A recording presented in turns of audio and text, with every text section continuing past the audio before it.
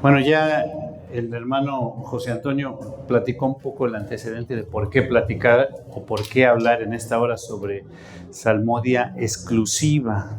Salmodia exclusiva, bueno, porque ya en el sureste precisamente en estos presbiterios que se han caracterizado por ser muy reformados, o sea, muy conservadores en la línea, se ha dado ya esta forma o esta manera de pensar qué es la salmodia exclusiva o a qué se refieren cuando hablan de la salmodia exclusiva. Yo lo diría con mis propias palabras y bueno, un poquito lo que dicen es la que enseña, la que afirma, la que declara que los elementos del culto, si entendemos todos esta parte de los elementos del culto, la parte del culto público, ah, deben de ser estrictamente bíblicos, tienen que ser estrictamente bíblicos y que sobre todo la parte que tiene que ver con la música en el culto,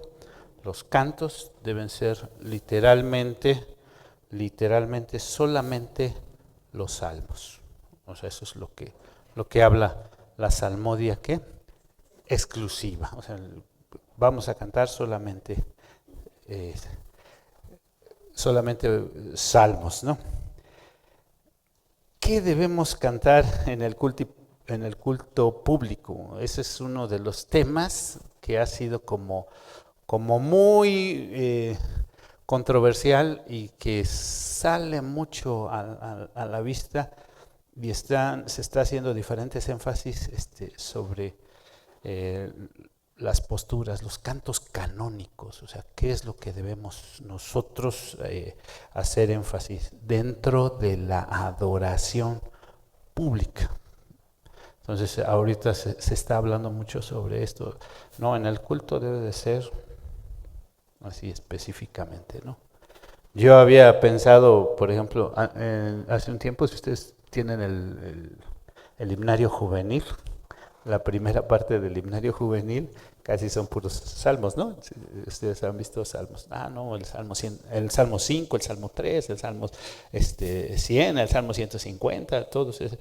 Pero no habla de los salmos canónicos que se basan en literalmente en la palabra de Dios. Y bueno, ahorita vamos a hablar.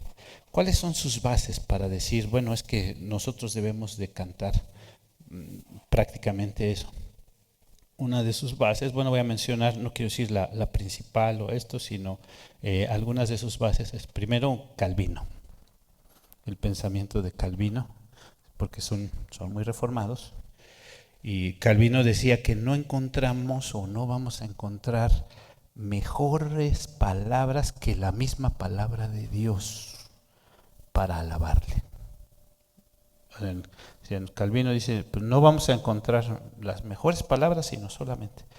Y muchos de nosotros sabemos que Calvino pues no tenía mucha simpatía por los instrumentos, al contrario, él no quería o no promovía el uso de los instrumentos, incluso mandó quemar, ¿se acuerdan? Que mandó quemar. Que quemó, yo en algún tiempo me había enseñado que pianos, pero pues dicen que pianos no existían en ese entonces, sino eran como órganos, ¿no? Que mandó a quemar. ¿Por qué? Porque eran instrumentos que promovían algunas cuestiones eh, del, del gusto que no van de acuerdo a las cuestiones espirituales, ¿no?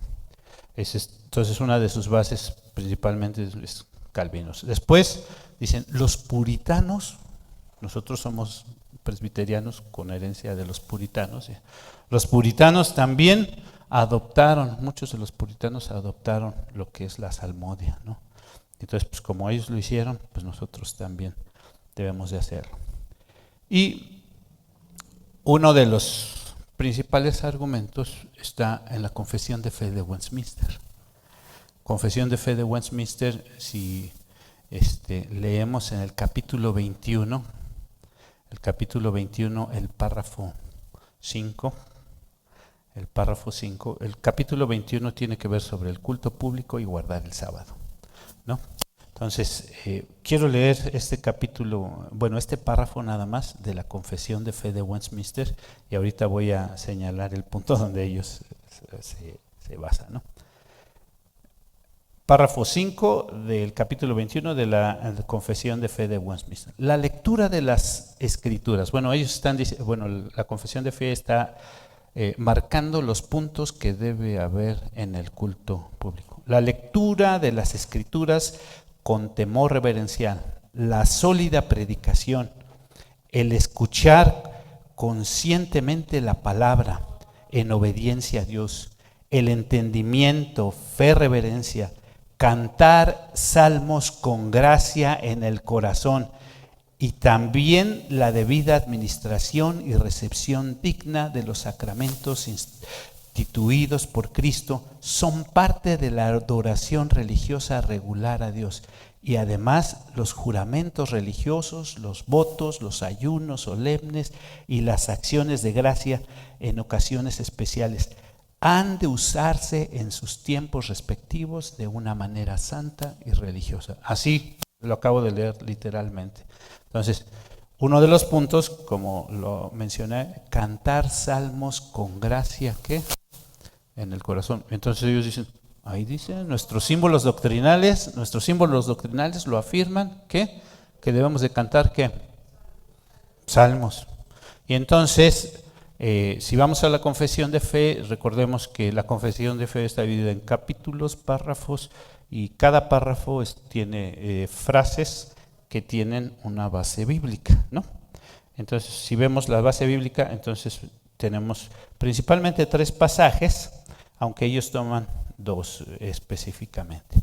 Colosenses 3, 16 y 17. Si quieren abrir su Biblia y ver, buscar un poquito. Colosenses, sí, dice Salmos. Voy a leer los versículos respectivos.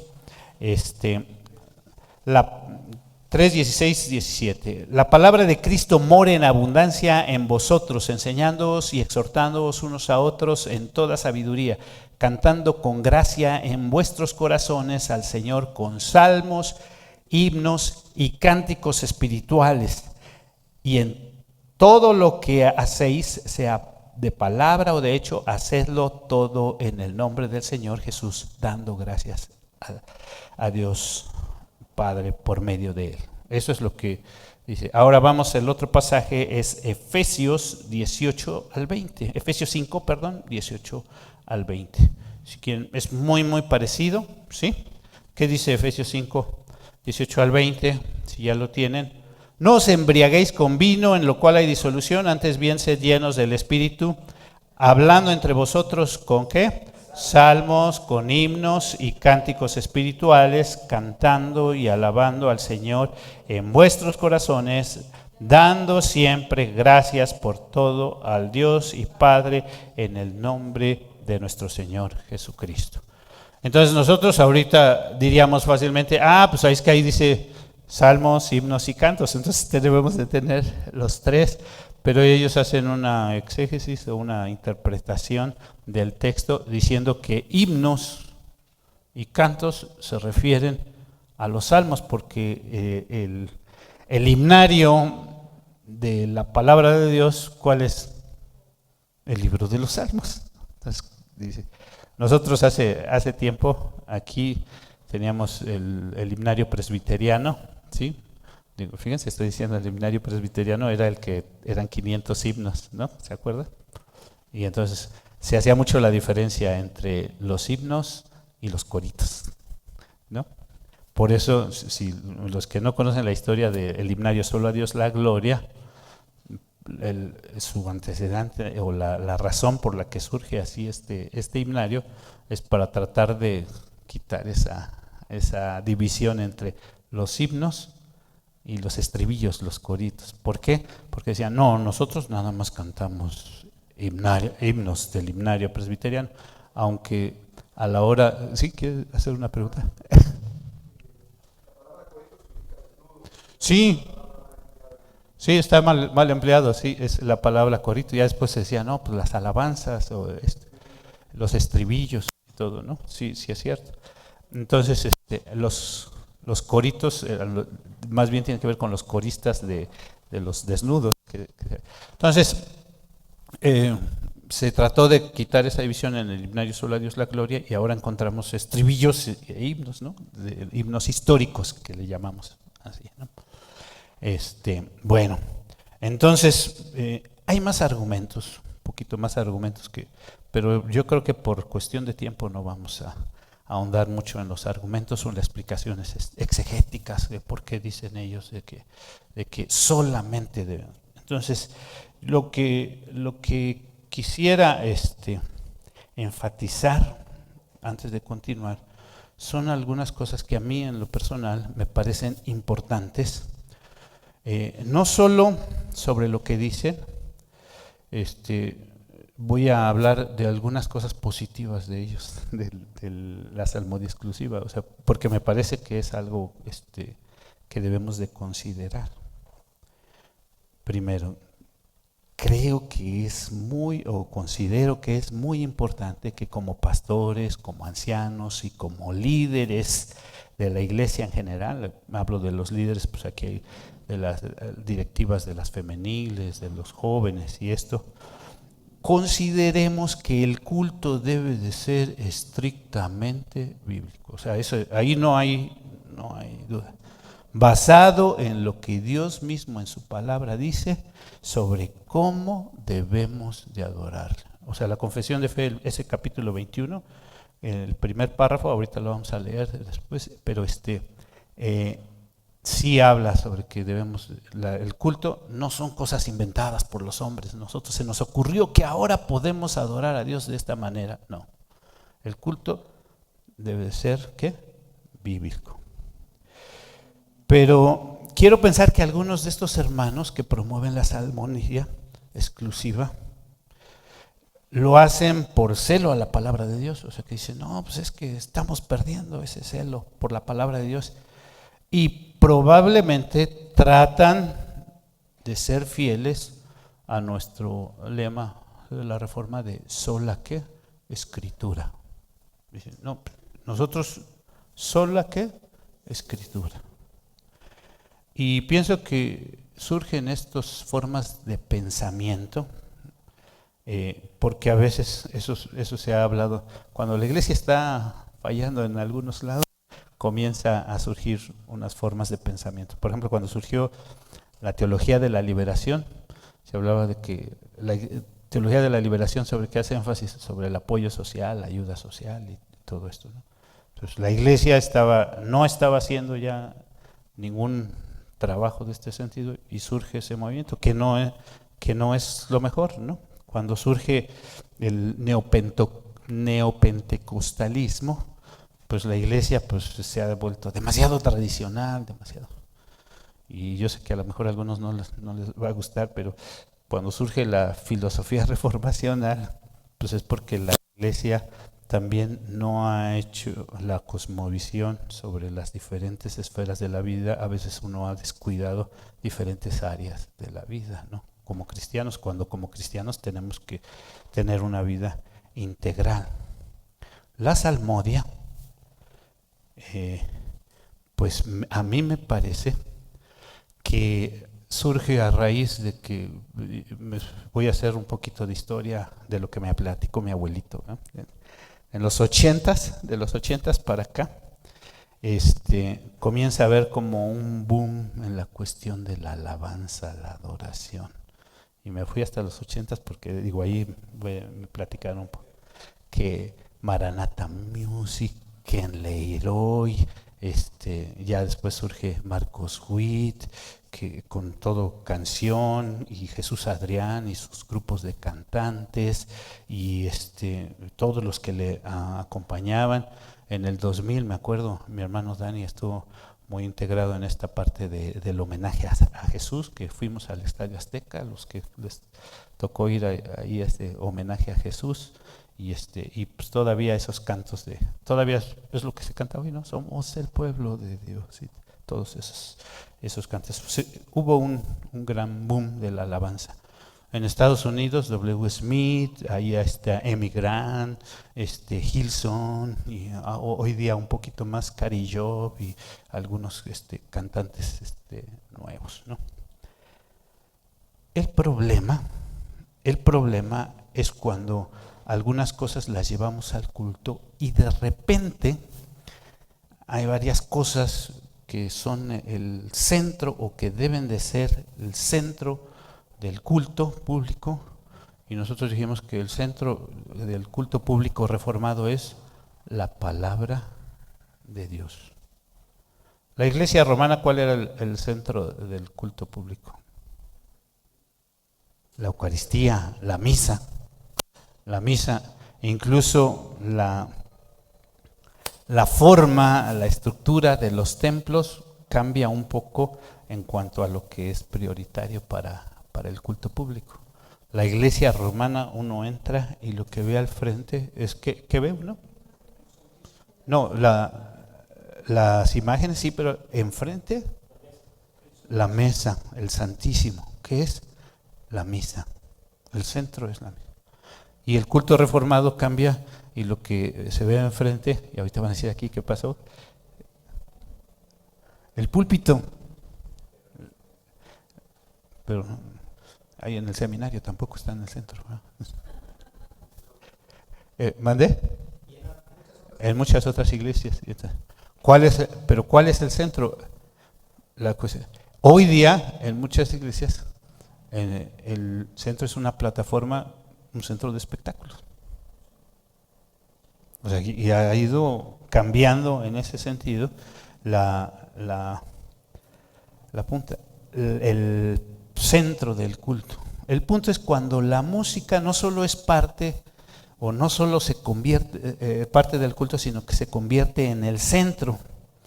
Y lo más triste es que muchas veces esa música ni siquiera tiene una base bíblica sólida.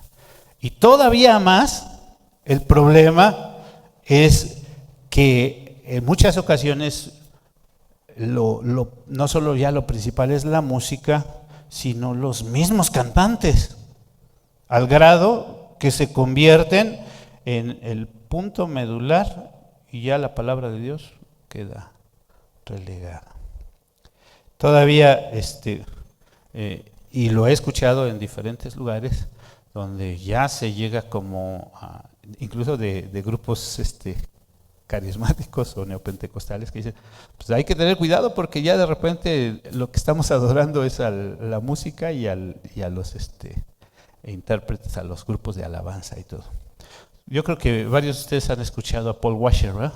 ¿Sí han escuchado a Paul Washer? Sí, ¿mandé? Como que oí que dijeron, sí, amén, sí hemos escuchado a Paul Washer. No sé si ha tenido la oportunidad de escuchar lo que muchos dicen su primer sermón que lo popularizó, ¿no? Él cuenta que esa vez que predicó ese sermón, fue a un congreso de alabanza con su esposa. Y entonces ahí en ese congreso de alabanza, algo que le llamó mucho la atención es que no sé si un día antes o un poco antes de que él pasara a predicar y todo, él estaba con su esposa ahí en el medio de los jóvenes, todos ahí alabando a Dios. Dice que los jóvenes que estaban atrás de él, o sea, él volteaba y los veía y estaban como perdidos con el grupo de alabanza y golpeando en el asiento y todo, o sea, cosas así que dice, pues aquí están perdidos. Entonces cuando él se sube a predicar, comienza a predicar y dice, ¿saben qué? Que algo que tenemos que hacer hoy, me acuerdo mucho del pastor Marcelino, porque él hablaba mucho de esto, de predicar a los evangélicos, porque dice, ¿ustedes saben quiénes son los que están más perdidos? ¿Quiénes? Y él les comenzó a decir a todos los que estaban, que según alabando, ustedes son los que están más perdidos. ¿Por qué? Porque no entienden ni tantito el mensaje del evangelio. Piensan que porque hicieron una oración nada más ya son salvos, y no es cierto.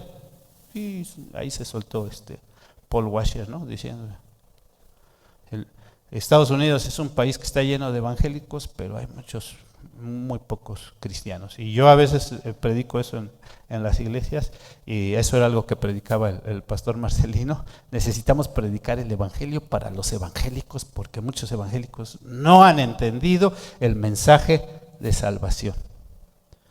Y hoy día en muchos lugares se está idolatrando la música, a los cantantes y en muchos de estos aspectos. Entonces, en ese sentido, pues vemos que es cierto, y aquí nos tenemos que detener y tenemos que pensar nosotros, Presbiterio San Pablo, iglesias de aquí de la Ciudad de México, que decimos que somos reformados y todo esto, pues tenemos que estar muy al pendiente de la adoración, el culto público. ¿Cómo lo estamos? Entonces, sí, ellos han caído ahorita en un extremo, vamos a ver algunos aspectos. Voy a ir les dije de la confesión de fe, el capítulo 21, que es el que estamos hablando, que usan como base. Voy a leer el primer párrafo, si ustedes lo tienen. No tienen la confesión de fe, ¿verdad? Se las quería proyectar, pero por ahí traigo unas. Pero el primer párrafo del capítulo 21, que se titula La adoración religiosa y el día de reposo.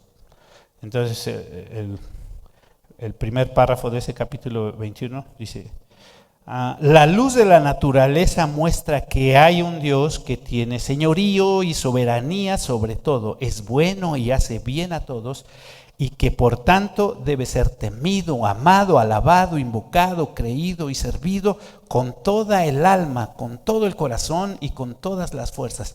Pero el modo aceptable de adorar al verdadero Dios es instituido por Él mismo y está limitado por su propia voluntad revelada. Esto es decir, la palabra de Dios. No se debe adorar a Dios conforme a las imaginaciones e invenciones de los hombres o a las sugerencias de Satanás, bajo ninguna representación visible o ningún otro modo prescrito en las Santas Escrituras. Si revisamos los pasajes de la Confesión de Fe de Westminster que nos habla sobre esto, varios nos hablan sobre el pasaje donde dice que no debemos de añadir a la Escritura nada. Otro pasaje nos habla sobre la tentación al Señor Jesús. ¿Se acuerdan cómo tentó Satanás al Señor Jesús? Si postrado me adorares, ¿no? Y hablan esto sobre que pues, somos muy tentados a adorar a Satanás en este sentido. Me gustaría que leyéramos Hechos 17:25. ¿Alguien puede leerlo? Hechos 17:25. Y es honrado por manos de hombres como si necesitase de algo, pues Él es quien da a todos vida y aliento y todas las cosas. Sí, entonces nosotros no tenemos por qué inventar. Yo, por ejemplo, estudiando sobre la Santa Muerte en algún momento, me llamaba mucho la atención que los que le rinden culto a la Santa Muerte le llevan bolillitos, le llevan cigarritos, le llevan, ¿cómo? Cerveza o vasito, ¿cómo le llaman? Caballitos de tequila. Es la forma en que adoran a la Santa Muerte, ¿no? ¿Qué diría nuestro Dios que algo así pues ni nos cabe en la mente, ¿no?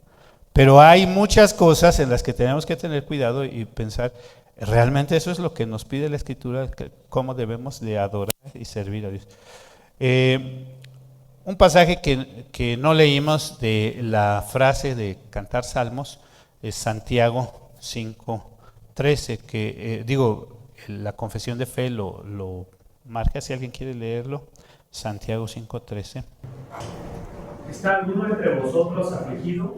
Haga oración. ¿Está alguno alegre? Cante alabanzas. Cante alabanzas. Bueno, ¿por qué no la salmodia exclusiva? ¿No? ¿Por qué no la salmodia exclusiva? ¿Por qué no solamente los cantos? Aquí, en lo personal, yo veo varios argumentos. Primero los Corintios 14, verso 28. ¿Alguien lo podría leer? ¿Qué hay, pues, hermanos? Cuando os reunís cada uno de vosotros, tiene salmo, tiene doctrina, tiene lengua, tiene revelación, tiene interpretación, hágase todo para edificación. Me llamó la atención ahí en este texto que dice, tiene salmo, ¿no? Pero está refiriéndose a una alabanza, está refiriendo, ahorita vamos. Entonces, ¿por qué no a la salmodia exclusiva? Bueno, a mí en lo personal parece que es mucho volver a la tradición romana. Repito, a lo personal me parece, la iglesia romana hace mucho énfasis en la salmodia.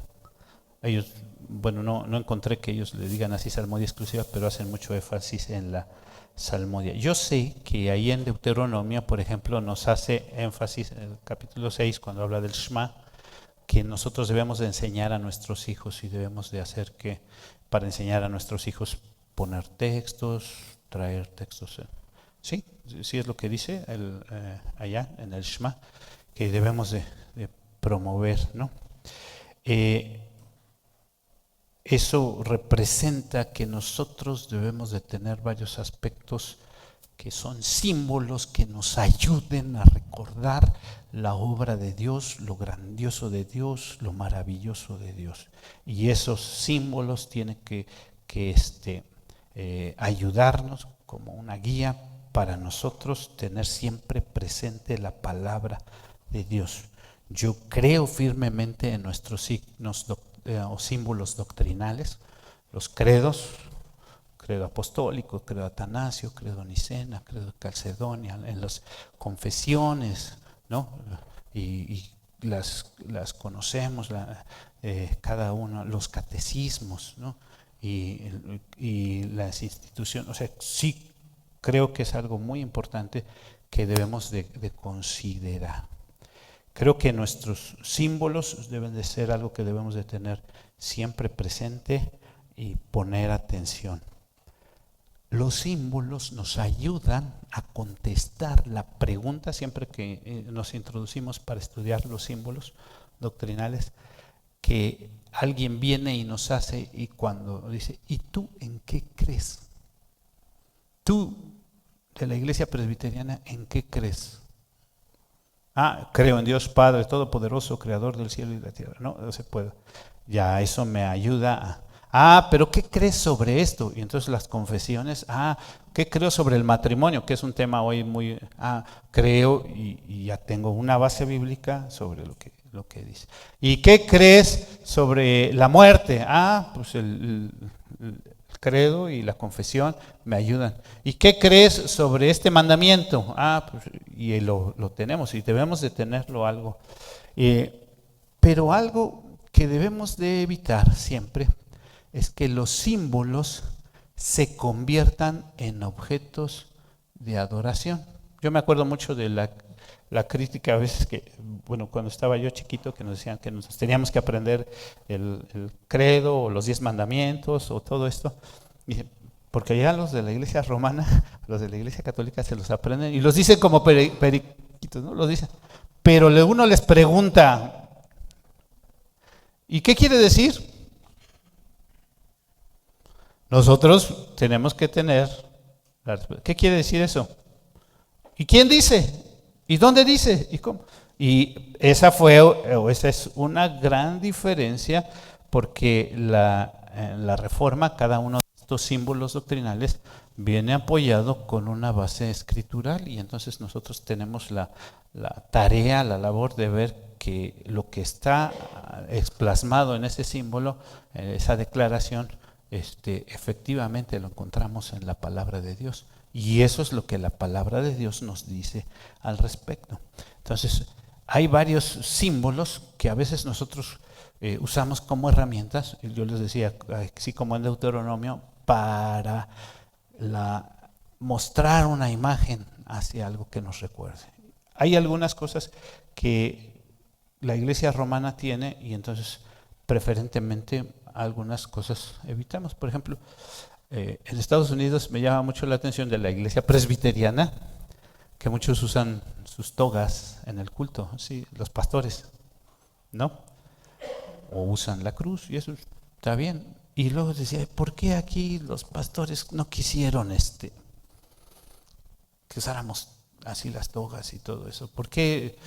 Y pienso en los pastores, pienso en el hermano Marcelino, el hermano Vidal y los pastores, el hermano Isaías Zuc. ¿Por qué? Y fíjense, me acuerdo mucho de esta parte, por ejemplo, que los maestros de escuela dominical o los maestros del departamento infantil les exigían mucho no usar imágenes, o sea, que el material que tuvieran para enseñar a los niños no tuviera imágenes. Ahora muchos de los materiales que tenemos era con imágenes. ¿Por qué? ¿Por qué decían los hermanos? Si yo no le veo nada de malo al librito eso. Porque la iglesia romana es muy dada ¿a qué? A que los símbolos los convierte en objetos de adoración. Y eso es lo que tenemos que cuidar. O sea, una cruz es un símbolo de la muerte, del sacrificio del Señor Jesús. El problema es cuando ese símbolo se convierte en el objeto de adoración y entonces ya no estamos adorando al Señor Jesús, sino estamos adorando al símbolo. ¿Sí? Y entonces debemos de tener mucho cuidado cuando esos símbolos. Entonces, cuando hablamos de la salmodia, o sea, a mí sí me llamó mucho la atención la cuestión de que la iglesia romana lo tiene en la liturgia de la misa y en la liturgia de las horas. ¿Sí han oído de la liturgia de las horas? O sea, y entonces ahí ellos hablan de tres formas de la salmodia. La indirectum, así les dicen, la salmodia indirectum, que es la salmodia que el sacerdote va repitiendo.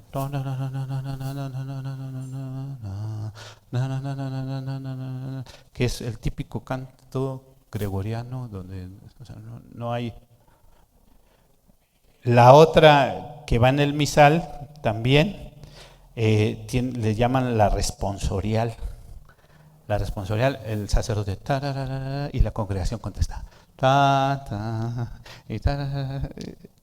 Y está basada en algunos salmos.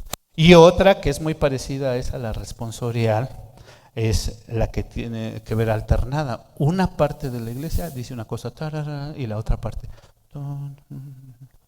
Eso es parte de la liturgia romana que habla de, repito, del misal y de la liturgia de las horas. Busca una adoración, pues a lo mejor sin instrumentos, pero qué chistoso que cuando comienza a surgir el boom de las alabanzas, la iglesia romana también comienza a adoptar muchos de los cantos. Y hoy pasan ustedes por la iglesia católica y está Jesús Adriano, Marcos Witt y todos, ¿no? Eso es Entonces decíamos que lo que vemos es una deficiencia en la exégesis. ¿Qué quiere decir salmo? ¿Qué quiere decir salmo? Canción. De oda. Bueno, fíjense. Y el tejidim en el hebreo quiere decir cántico de alabanza. Y salmón quiere decir cánticos que se entonan con salterio. Entonces, tienen que ver un poquito en ese sentido. Ustedes me dicen cómo voy del tiempo, porque creo que ya. No, todavía tengo 5 minutos. ¿No? Entonces, la Biblia está llena, no solo leemos que David nombró cantores y levitas que eran consagrados específicamente para ese ministerio, podemos decir, y los instrumentos que él fabricó y todo esto. Pero, por ejemplo, el Salmo 150 dice que debemos cantar a Dios con todo. Y cántico nuevo, ¿no? También la Biblia habla del cántico nuevo. Entonces, si históricamente Calvino tenía esta forma de pensar de muy estricto y todo, él también se acompañó de algunos músicos, y hay algunos músicos que estuvieron cerca de su ministerio. Entonces, no como que solamente cerrarse a que ¿no? algunos de los teólogos que apoyan la salmodia, ellos mismos han dicho que pues no es algo que simplemente deba de decirse ya aquí se cierra. John Murray y el doctor Clark, y algunos teólogos que han hablado sobre la no salmodia, es Spurgeon, Michael Horton, Lincoln Duncan y Derek Thomas. Y yo les invito, si quieren, estudiar un poquito sobre ellos. Entonces, yo hace un momento decía, históricamente también desde la Confesión de Fe de Westminster, los teólogos de Westminster, muchos de ellos pues ya eran cantantes de los himnos. La mayor parte de nuestros himnos vienen ¿de dónde? De Europa. Bueno, nuestros himnos, pues, Europa y Estados Unidos. Entonces tenemos, me acuerdo, siempre nos hacían referencia de Juan Wesley, que decía, soy hombre de un solo libro. ¿Sí se acuerdan? Juan Wesley, hombre de un solo libro. Y sabemos también de los himnos, no solo de él, sino de su hermano, ¿no? Que su hermano era el compositor de himnos. Tenemos varios himnos en nuestro himnario presbiteriano de los Wesley, ¿no? Entonces, y yo creo que también son ciertas algunas críticas que hacen a los himnos, ¿no? Porque también tenemos que ser abiertos y entender que hay algunas críticas de himnos que nosotros decimos, por ejemplo, algunos de los himnos, cuán grande es él. Ese himno, la música originalmente no fue de un himno, sino era de una música secular que alguien le puso letra. Y nosotros decimos, cuán grande es él. Realmente lo que hizo popular a cuán grande es él fue la letra cristiana que se le puso, podemos decir. Y así hay varios himnos. Me acuerdo, me tocó trabajar con los hermanos de la Inter, el último himnario que hicieron, y me dicen, es que nosotros quitamos, aquí nosotros en el himnario presbiteriano se quitaron varios himnos. ¿Se acuerdan de Hogar de mis recuerdos? Ya no está en... ¿Por qué? Porque Hogar de mis recuerdos no es precisamente una alabanza para el Señor, ¿no? Y estos hermanos de la Inter quitaron varios, como nuestra doxología, que era la 83, Dios el Padre, porque ellos decían, no, es que ese himno se escribió para la reina de Inglaterra y nosotros no cantamos eso y no lo vamos a cantar. Noche de Paz lo escribió un sacerdote católico. Entonces, algunas de las críticas que hacen a nuestros himnos, yo he escuchado algo ahora, a esa música pagana le han puesto una letra cristiana. Pues eso es algo que se hacía. Carol de Bells, el de Navidad. Ese era un canto que se entonaba para la primavera y ahora es un canto de Navidad y no tenía que ver nada con la Navidad ni con la obra del Señor Jesús. Entonces, nosotros como creyentes, decía Rick Warren, que decía Warren ahí en la iglesia con propósito, cuando hablamos de lo que tenemos que cantar, nunca nos vamos a poner de acuerdo, porque algunos dicen, todavía hoy encontramos muchos, los himnos, las alabanzas. No nos ponemos de acuerdo. Lo que debemos de considerar mucho es el aspecto bíblico, la base y el lugar que le damos a la interpretación musical dentro del culto. Cuidado con exaltar a los músicos o el tipo de adoración. Cuidado con perder la centralidad de la palabra de Dios. Y yo quiero decir esto, la centralidad no está tanto en qué parte está ubicado el púlpito, sino la centralidad está en que realmente prediquemos la palabra de Dios y el tiempo que le dediquemos. Eso es algo muy importante. Si nuestra predicación no es bíblica, no tiene que ver, pláticas o charlas, pues entonces ahí sí estamos alejándonos de la base bíblica de la palabra de Dios. No sé, quiero aquí concluir por el tiempo.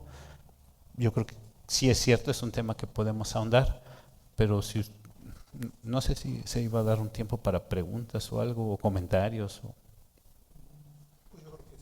Sí, el hermano Salomón creo que tiene una, y el hermano Salomón y el hermano Salomón y el hermano Isaac. El hermano Salomón de aquí de Betania y luego el hermano Salomón de tres, cuatro del hermano, sí, ya se cierra. Ok, estos 3 comentarios. Yo por ahí leí o escuché que el himno Castillo Fuerte es nuestro Dios. Era una canción que se cantaba en Alemania, incluso en las tabernas, y que Martín Lutero la rescató y le puso música cristiana. ¿Qué tan cierto es esto? Parece que sí. Sí, parece que sí es cierto. Sí. Salomón. Pues yo sí quiero, ahora que primeramente Dios voy a dejar el ancianato porque se me cumple mi segundo periodo, pues estoy en oración para que Dios me permita reflexionar sobre estos puntos, sin perder de vista el evangelismo, pero este tipo de situaciones desde la doctrina que pueden repercutir fuertemente en la iglesia, pues eso es importante.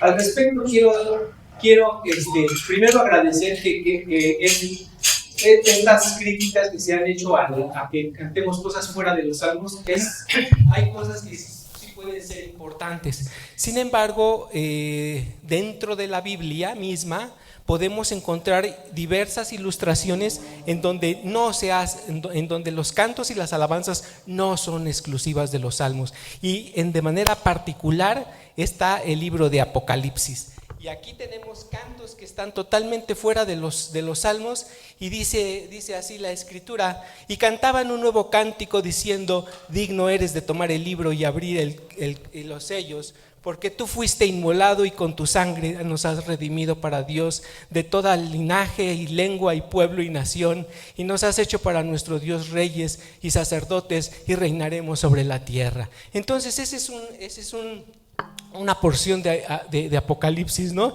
Y dice: y salió un trono de voz del cielo que decía, este es otro: alabad a Dios todos sus siervos y los que teméis, así pequeños como grandes.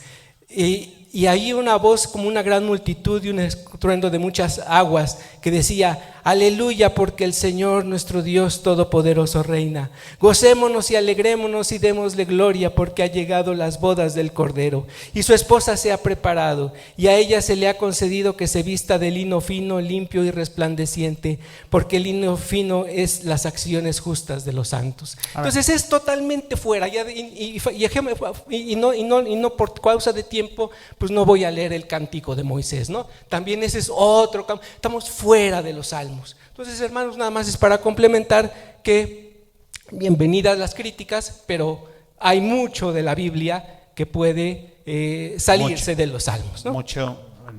Ahí está. El cántico de Moisés, muchos piensan que es Éxodo 15, pero no es Éxodo 15, el cántico de Moisés está en Apocalipsis 15. En Éxodo 15 es María, ¿no? Que canta, y cantaban el que conocemos como grandes, ¿cómo dice?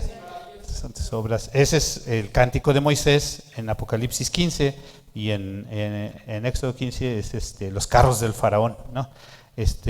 Y tenemos, por ejemplo, Isaías capítulo 12 y capítulo 25, que son salmos propiamente, y algunos pasajes además. Pero lo verdad es que hay muchos cantos que no tienen nada que ver con salmos, o sea, y eso también Sí. totalmente abre la puerta para introducir Sí. otros argumentos. Profetas, incluso el libro de las Lamentaciones es toda una poesía. Después, ¿quién faltaba? Hermano Isaac y luego el hermano. Sí, gracias. En primer lugar, comentar algo que se expuso respecto a, o se comentó, que los reformados y que son conservadores, y se mencionó por lo menos un par de veces. como si eso fuera malo, o por lo menos así lo entendí. ¿No? Nosotros somos reformados y somos conservadores, sí, en oposición a los liberales, por ejemplo, ¿no?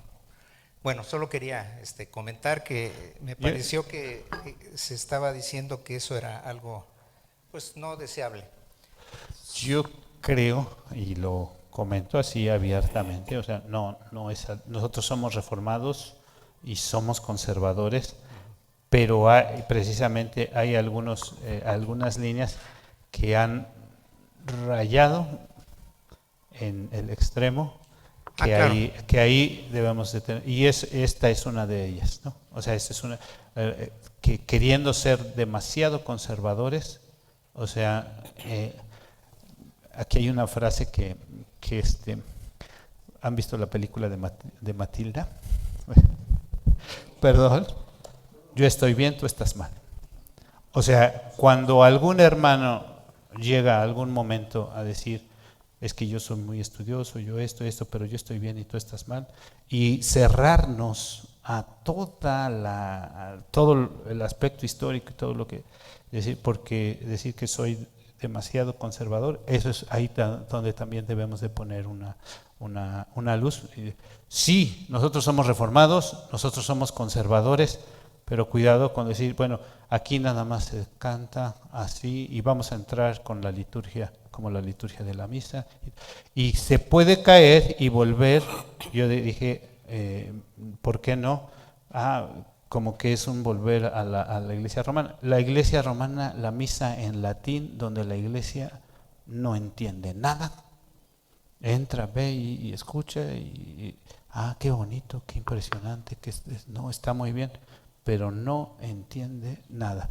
Y entonces se pierde el objetivo también cuando se cae en eso. Entonces sí quisiera puntualizar esa parte. Entonces que no perdamos los símbolos y los convirtamos en objetos de adoración. Quizás ese es mi punto.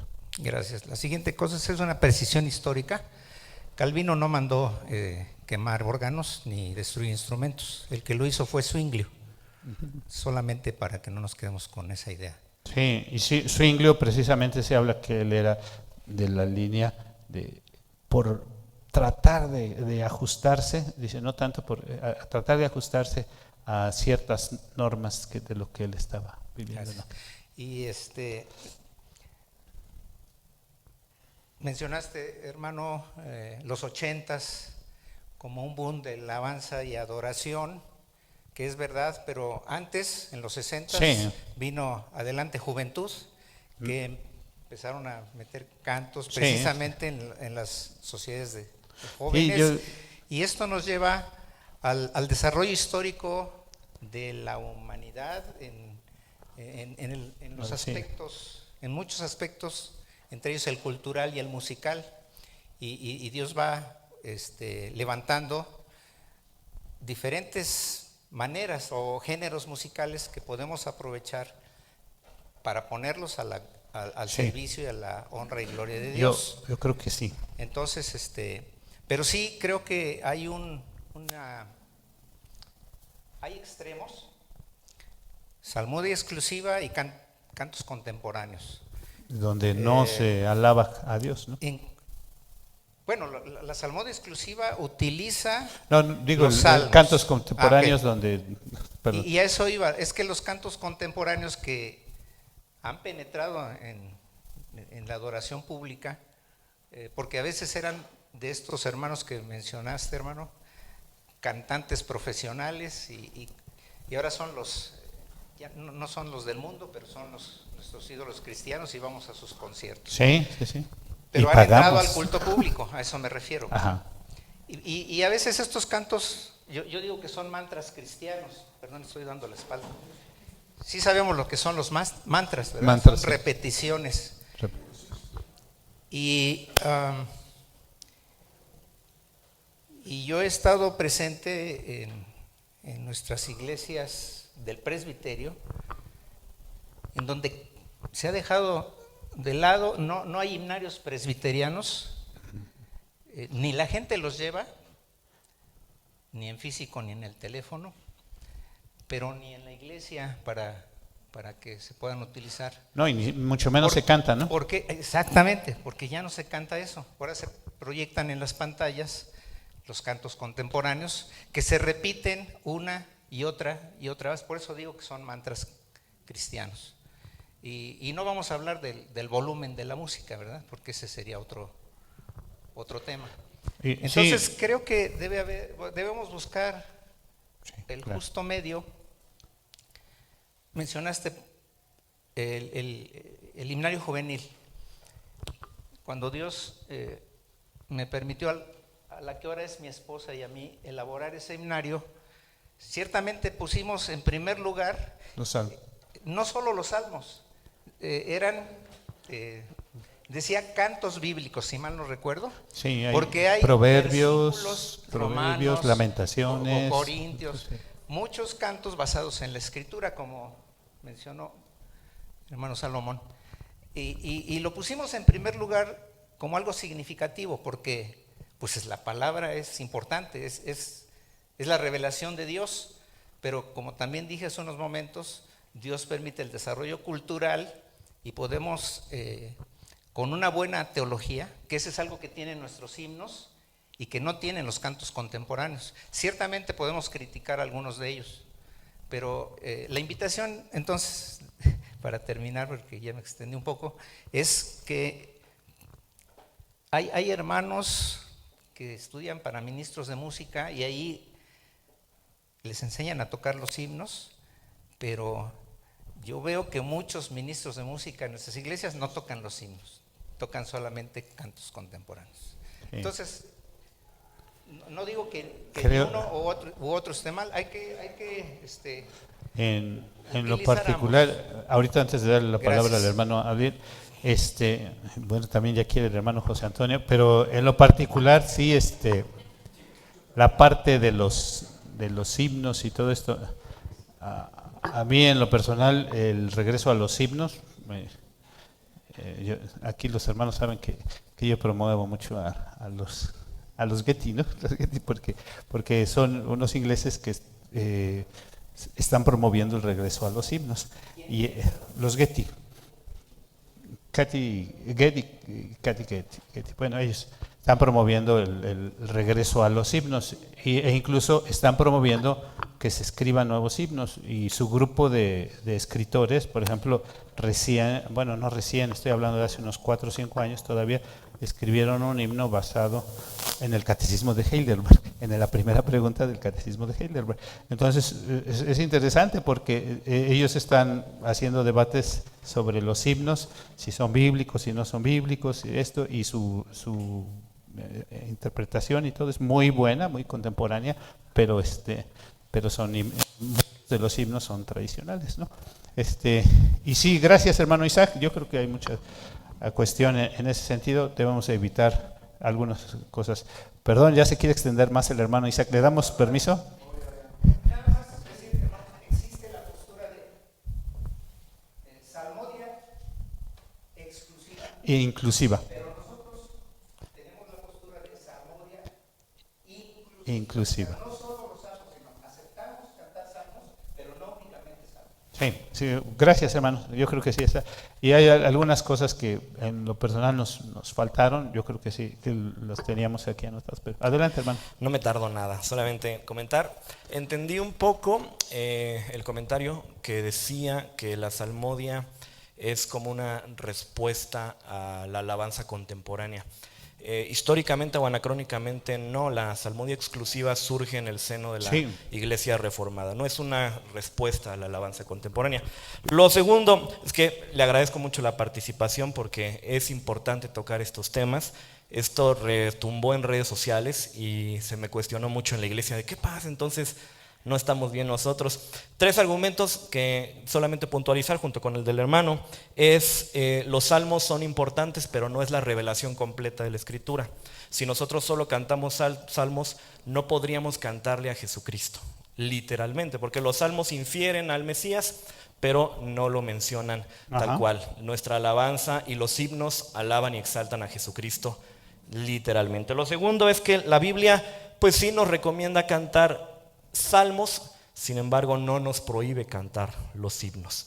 Y lo tercero es que la Escritura sí nos enseña a cantarle a Jesucristo en la revelación completa, como ya mencionó y citó nuestro hermano. Entonces, nada más eso. Gracias, hermano, por esta participación. No, adelante. Yo creo que es importante que nos enriquezcamos. Yo creo que si, bueno, una de las críticas que también se hace a la salmodia exclusiva es que tendría que ser en el idioma original, porque finalmente lo que nosotros tenemos hoy son traducciones, y la cuestión de la métrica y la forma de cómo están el texto son adaptaciones de lo que era. O sea, no tenemos la música y la original ni la métrica. Yo me voy a poner a cantar ahorita, lo voy a hacer.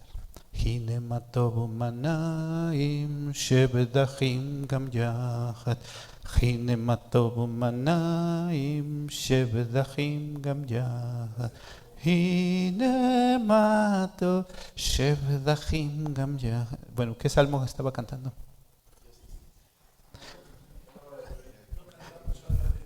No es árabe, es hebreo y es hine ma tov. Aquí, qué bueno.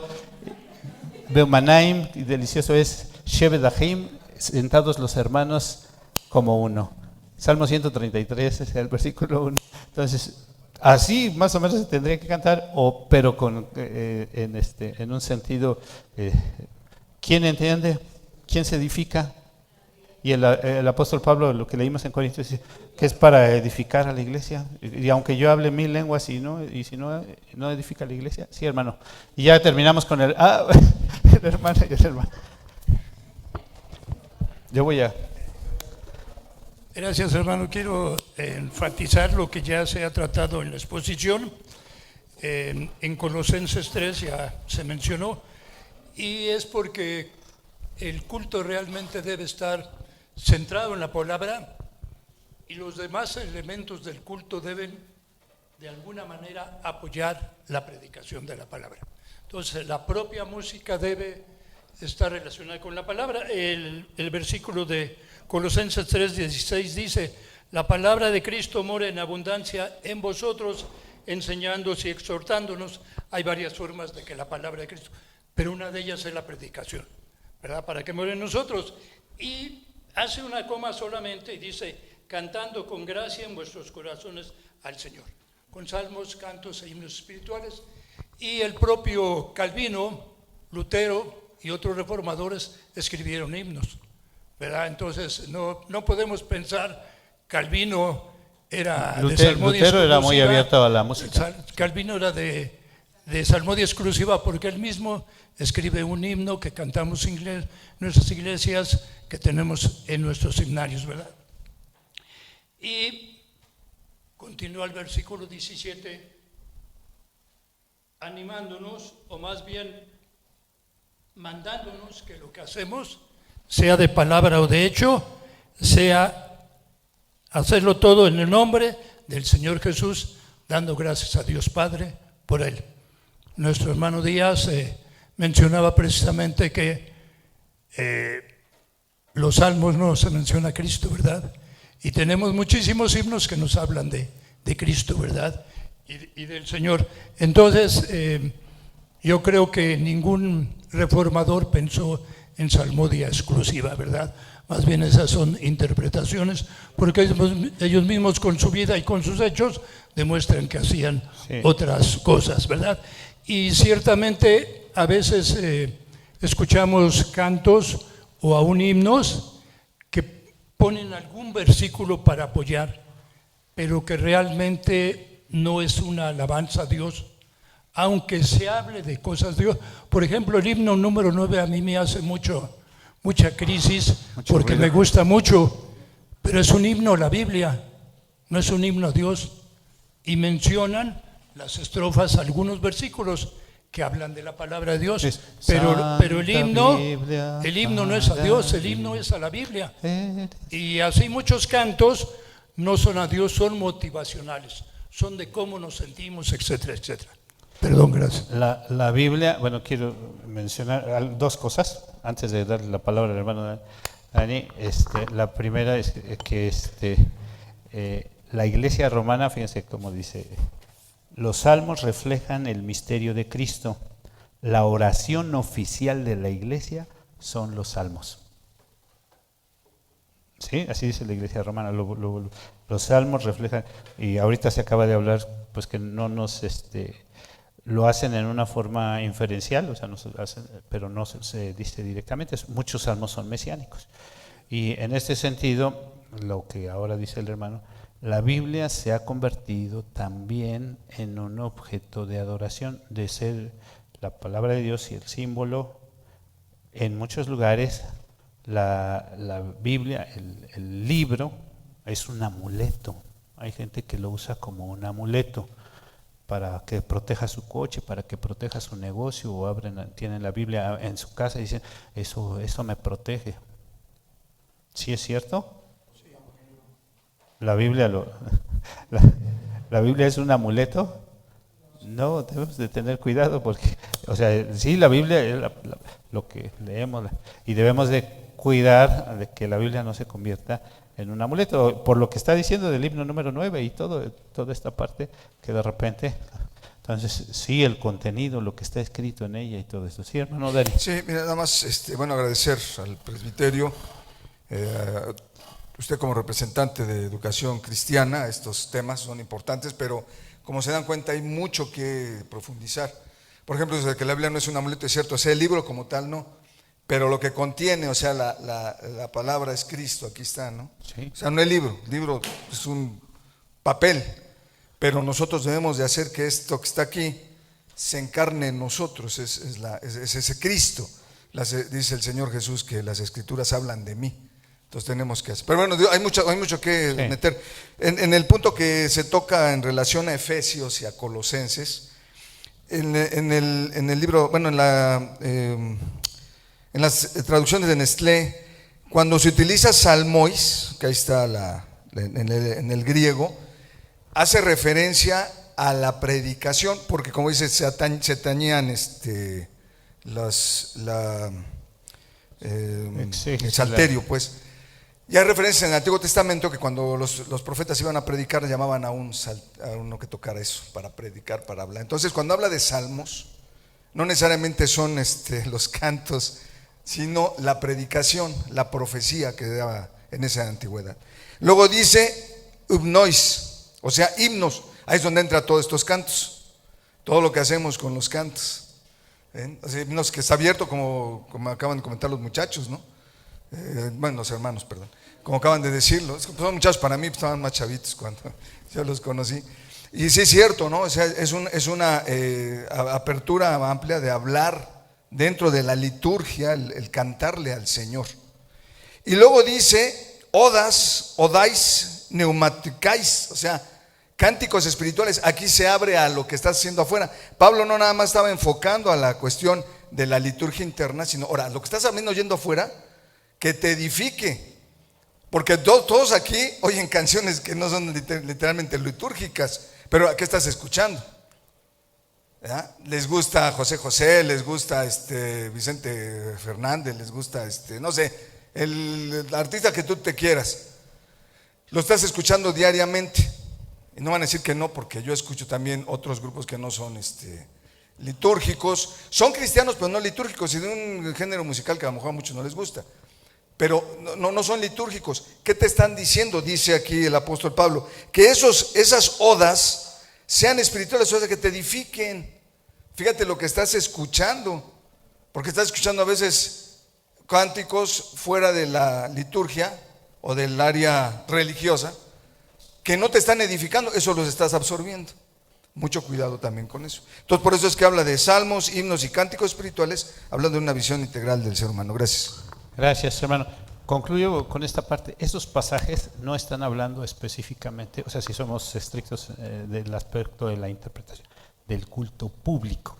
Están hablando de la vida cristiana, ¿sí? O sea, en ese sentido, recordemos que muchos aspectos sí son específicos del culto público. Si hablamos del culto público, por ejemplo, la primera parte de Timoteo, los primeros capítulos de Timoteo, está hablando del culto público y de lo que se refiere al culto público. En 1 Corintios 14, donde les mencioné que trae unos salmos, sí está hablando del culto público, de algo de lo que se hace en el culto público. Entonces, nuestra vida integral, ahí es donde entra ya la parte de la adoración.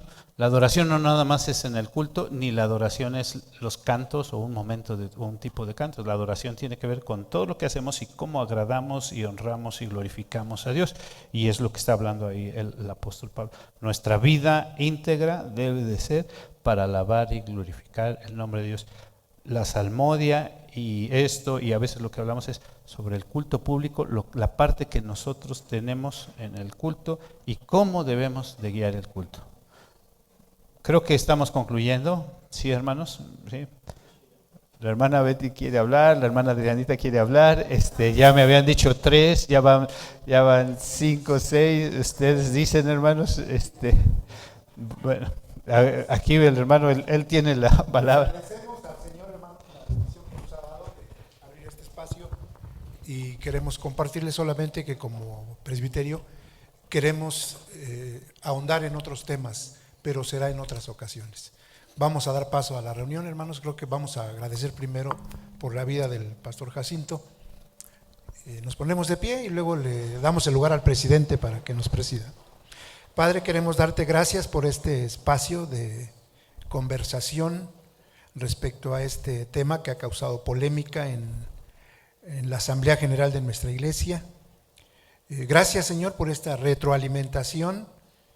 Gracias por la vida del pastor Jacinto, por cada uno de los que han participado.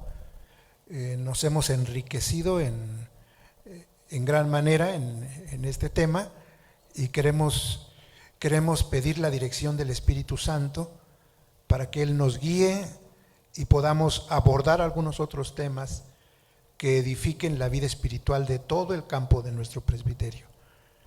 Señor, que la bendición pueda llegar a cada miembro, a cada iglesia. Te lo pedimos en el nombre de Jesús. Amén. Amén.